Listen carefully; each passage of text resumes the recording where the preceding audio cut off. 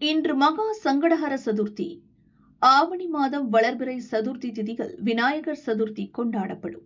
விநாயகரின் பிறந்த நாளாக இதை கருதுகிறோம்.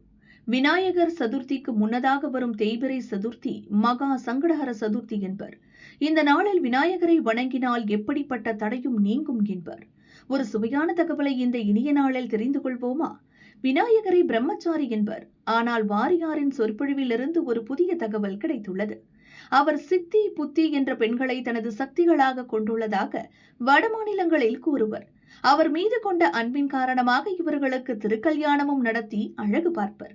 விநாயகர் திருமாலின் 12 புத்திரிகளை திருமணம் செய்ததாக கூறுகிறார் வாரியார் சுவாமிகள். அவர்களின் பெயர் மோதை, பிரமோதை, சுமனசை, சுந்தரி, மனோரமை, மங்களை, கேசினி, காந்தை, சாருஹாசை, சுமத்யமை, நந்தினி, சாமதை என்பனவாகும். புதிய சுவையான தகவலாக இருக்கிறதல்லவா?